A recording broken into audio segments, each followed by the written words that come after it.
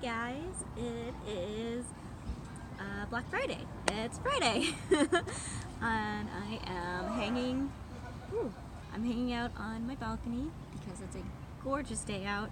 The trees are changing colors because that's what happens in the end of November in Austin, Texas. A little bit behind, but I am glad to see some of the really awesome colors this year. Sometimes they just change and fall down within a week and we don't get to see any of it. So I took off Wednesday and I've just been working the past 3 days on non-work stuff. So things for my blog and some articles I'm writing, and I've been getting very excited because I downloaded Tableau, which is a data visualization software, and I thought for a while that you had to know how to code or do some back-end coding to put in your data, but it turns out you can just attach a Excel workbook, and that's super cool because it's very easy to use, and it's set up kind of like a pivot table where you can take your rows of data, you have a master sheet with all your data, and then you can take the rows and the columns, and actually I think it's just the columns, and you assign it to an x-axis or a y-axis to make different charts. So they call them rows and columns, the x and y axis, but if you're trying to make a bar chart, the columns go in what would be your y-axis, and your rows is your x-axis. So that's really complicated to say that you just take your data and you drag it over and drop it, and then it'll tell you like, hey, these are all values, we can do the sum of the values, we can do the average of the values, or we can do percentages, and you can build, because you have this much data, you can build these types of charts. And so you just kind of click on it and you can build a little pie chart, or you can build a bar chart, or you can build, they've got a map feature, so it's kind of like GIS. My cat she's got her paw like in the cactus plants, like pulling up dirt. So anyway, the map feature, if you have city names or coordinates or something that it would recognize as a map feature, it can plot it onto a map for you. So I had a bunch of data for everybody who works in our US South area within my division, and I dropped it into Tableau, and it recognized all the city names. Okay, it recognized like probably 50% of the city names, and then some of them, like Austin, it got very confused because I guess there's another Austin in the US, so it wasn't quite sure where to plot it. But for most of the data, it recognized the city name, and it plotted all my plots on the little map, and then I could change the color or the size based on different rows in the data or different columns in my data. So I could make the dots that had more employees in those locations larger. I could change the different sizes of the dots based on what their specialty is, if it's engineering, or if it's water, or if it's structural engineering. And so I have this map that was built in seconds that had all of my dots and all the different locations with different sizes and colors meaning different things. One drawback was that you can't really layer data on it like you could if you were in GIS or ArcGIS. But that's a feature I'm willing to give up for such an easy tool to use with a great interface. So yeah, I'm going to try to get the professional version, which the public is a free version, and then there's the professional version which you pay for, but it doesn't store your data on their public servers, which I think I would need for my project since a lot of it's very confidential work. So I'm going to try to get that and build some pretty graphs. And I posted on my LinkedIn because I think everybody should have access to such an easy tool. And I know some of the older engineers sometimes don't like learning new tools or doing anything different. They think they just don't even know what's out there that they could be doing it differently. And so I feel like as the millennial, I need to reverse mentor that and let them know that, hey, this is super easy to use, and it just like pops your graphs up to the next level.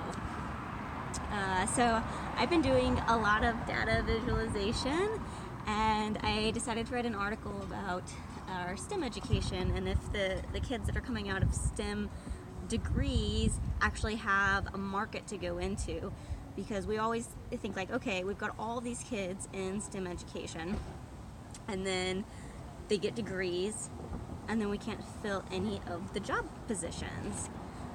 And so people think, oh, they're going into startups, or they're going into the finance industry, or they're going into management, but they've got this technical background that sets them apart from everybody else. And I haven't really seen any real proof of it just by looking at the data.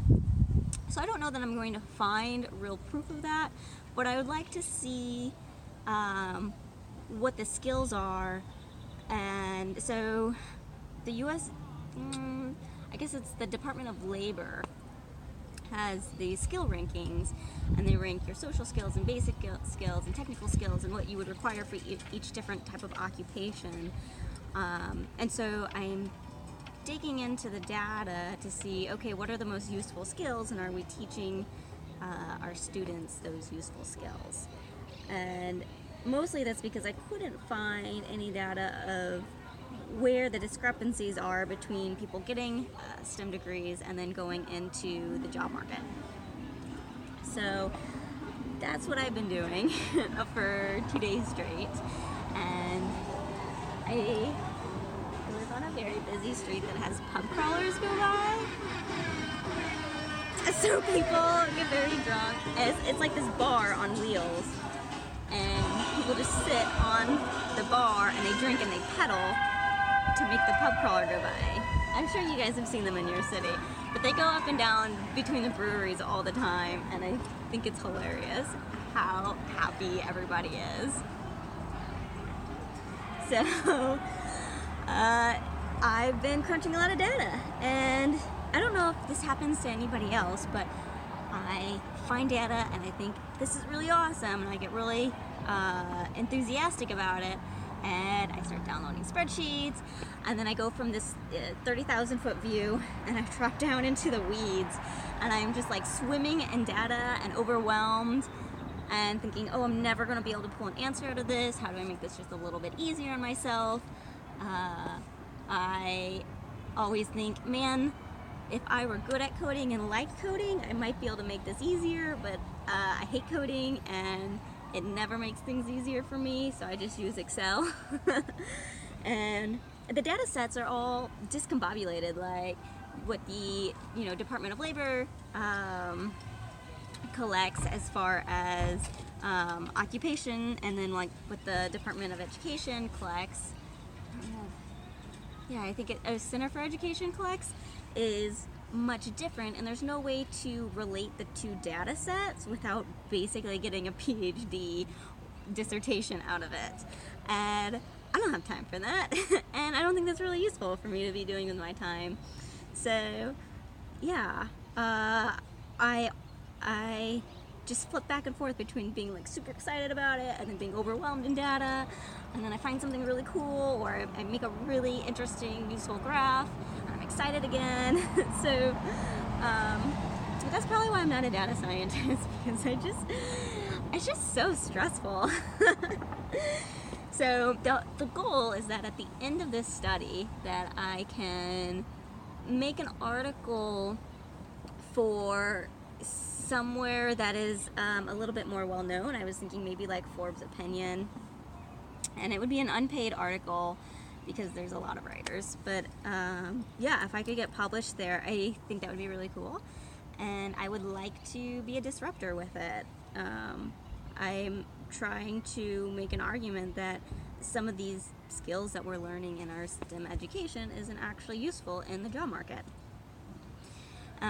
which, looking into ABET accreditation for engineering, I don't think they actually require that you have Calc 1, Calc 2, Calc 3, differential equations, linear algebra, all to get an engineering degree. At least it doesn't specifically say that, so I emailed them to ask. But I think, what if you could combine Calc 1 through 3 into one course? Because let's say you're going to develop a modeling program. You're one of the very few people who would do this. You're probably not going to build it on your own. You're going to need somebody who's really good with the math and can backcheck your math. You're going to need somebody who's really good at front-end coding and can make a user interface. You're going to need somebody who's really good at back-end coding and can put the math and the guts in there. And then you're going to need somebody that knows the science. And so anymore, these things are not being done by one person that works at USGS. They're being done by a team of people. And as long as you know who you can reach out to help with that specific thing, it's much better than you trying to do it all on your own. You're going to get a more holistic user experience for your program. It's going to be more well thought out. And yeah, I don't think it's useful to be an expert at Calc 1 and Calc 3 and chemistry and thermodynamics and fluids, and there's a use to knowing it and knowing how to use it, but also knowing who to go to for the answers. And I think if we need to be focusing on how our employees are more agile for the future, and for how technology is accelerating and the business market is changing, and we don't even know what the business market's going to look like in 20 years, and I'll still be in the workforce in 20 years. So our students need to have skills to be able to adapt. They do have to know some of a technical background, but it's how do you use resources that are out there, and social skills. Like personally, I use way more writing and speaking and collaborating skills than I do technical skills. And quite honestly, I never want to do calculus or differential equations again. And just because I passed the class doesn't mean I now understand exactly how a groundwater model works in the background. And not anything I got, I didn't get a better understanding by one extra semester differential equations past calculus 3. So maybe that's an unpopular opinion because people like engineers to be like very selective and elite and top of their class, but I don't think we need to put as much emphasis into math and science as we do practical engineering. Like, get rid of the theoretical side and introduce more of the practical side. And I would like to see some statistics on how much better that makes our quality and how much time we save in plan reviews and quality reviews if our engineers are understanding the practical applicability instead of just the theoretical. So that's what I've been doing, on top of just writing like crazy. Writing lots of stories, summarizing my STEM story, you'd call it. So my experience with STEM and going to a college that was 78% male and switching from mechanical engineering, which I was dead set on, into geological engineering, and then eventually transitioning into civil or water resources engineering. So it's been a really busy 3 days off. And I reviewed the hydropower business market plan. And I emailed some of the dams folks that I know and was like, hey, do you guys have a business plan, or do you know which dams you worked with that have hydropower capabilities? And I think they were a little confused. They were like, no, we don't have that, but you should just talk to Sonia, who is the head of that. And I was like, oh yeah, she wrote this business plan. I'm just like, I have access to her OneDrive. And then once they found out that, they're like, oh, well, let's send you more information about these hydropower projects. And it turns out I really like hydropower. I was, writing my STEM story and realized that not only did I do a full hydropower report when I was in a renewables energy course in undergrad, that I chose hydropower, and I think I was one of the only few that did that. I definitely mentioned hydropower in my thesis in the abstract about how you have to know your water resources and your surface groundwater interactions, because downstream there's hydropower in Costa Rica. And then I wrote a little bit about the Tomsock Dam, which is a pump storage hydropower facility in Missouri that failed in 2005. And some of the other senior design projects that my friend Adrian and Marina and a couple others did was doing a design for repairing the Tomsock Dam. So yeah, the result, I didn't even realize how much hydropower work I had done. Which is to say, not any real work, all just studying. But it turns out I really like hydropower. So yeah, it was Thanksgiving yesterday. I worked.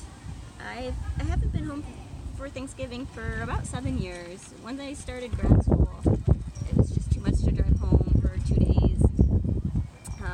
And I am vegan, so it's like going home to eat a dead bird is not really my thing.